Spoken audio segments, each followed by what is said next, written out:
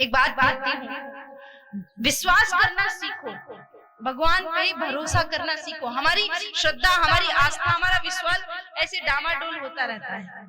कभी भगवान को कुछ अच्छा कहोगे तो कभी कुछ बुरा कहोगे, कभी कुछ अच्छा। विश्वास को बनाए रखे, अपनी श्रद्धा को ऐसे डामाडोल मत करें, क्योंकि वो परमात्मा है ना, तो सृष्टि का हर काम बढ़िया ही होगा। जो चीज आपके साथ गलत हुई है, आप समझो वो बढ़िया ही थी, वो गलत नहीं था।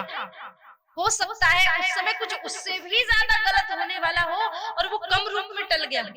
दो मित्र थे, एक था जो विशुद्ध भक्त, भगवान का पूजन पाठ भजन सात्विक आहार, लोगों से मिलना जुलना, मीठी मीठी बातें करना, भगवान का भजन करना, विशुद्ध भक्त। एक उससे बिल्कुल विपरीत, वैश्यागमन करना, मांस मदिरा खाना, भगवान पे बिल्कुल आस्था नहीं रखना, लोगों से गाली गलौज से ही बात करना।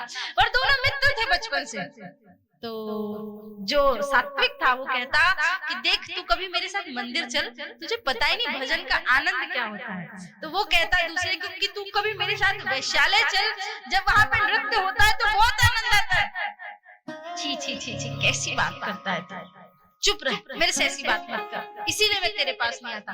और वो भक्त वहां से चला जाता है। शिवरात्रि का दिन था, एक दिन ये जो भक्त मित्र था अपने मित्र के पास गया, बोले मित्र आज तो तुम्हें मेरे साथ शिवालय जाना ही पड़ेगा, रात्रि भर जागरण करेंगे, बड़ा मजा आएगा, भगवान शिव का भजन करेंगे। दूसरा मित्र कहता है मेरा तो रात्रि का कोई प्रोग्राम है, चल मैं तुझे भी लेके चलता हूँ, वैश्यालय जा रहा हूँ, वहां भी रात्रि भर नाच गाने का प्रोग्राम है, तुझे बड़ा आनंद आएगा।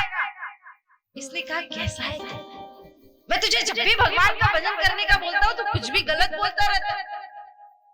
चल हम दोनों की मंजिल तो एक ही जगह पे है, एक जगह से मुड़ना है तो वहां तक तो साथ साथ चलते हैं। बोले ठीक है चल। दोनों गए रास्ते में। अब एक रास्ता ऐसा था जहाँ दोनों को अलग होना था, इधर मंदिर था और इधर वैश्यालय। ये शिवालय की ओर जाता है, वो वैश्यालय की ओर जाता है। दोनों मुश्किल से 100 कदम चले होंगे कि दोनों का पांव टकराया और दोनों गिरे। जो शिवालय जा रहा था उसका पांव टूट गया और जोर से चिल्लाया, और जो वैश्यालय जा रहा था उसका पैर टकराया। जमीन में से एक बड़ी सी हांडी मिली जिसमें खूब सोने चांदी की असरफियां, हीरे मोती इत्यादि कितना कुछ सामान था। उधर से मित्र के चिल्लाने की आवाज आई तो ये हांडी उठा करके वहां गया, देखा मित्र के पांव टूटे हैं, डॉक्टर के पास लेके गया। और फिर मित्र को कहता है अरे मित्र, मैं तुझे नहीं कहता था कि ये सब ढोंग है, पाखंड है, कुछ नहीं होता। देख मैं तो इतने दिन से वैश्यालय जाता हूँ, कुछ भी पूजा पाठ नहीं करता, मुझे तो देख असरफियां मिले सोने की। और तू शिवालय जा रहा था ना, वो भी तेरे शिवरात्रि का दिन था, तेरा पांव टूट गया, क्या दिया तेरे शिव ने तुझे?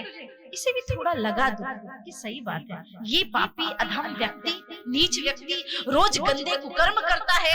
मैंने तो जीवन में कभी किसी को एक बुरा शब्द भी नहीं बोला, और मेरे साथ ऐसा क्यों हुआ? एक संत के पास गया, महाराज ऐसा ऐसा हुआ, मुझे बताओ। संत ने दिव्य दृष्टि दिखाई और संत ने देख करके बताया कि भाई तुझे जो मैं बताने वाला हूँ वो सुन करके तू पागल हो जा। बोले क्या?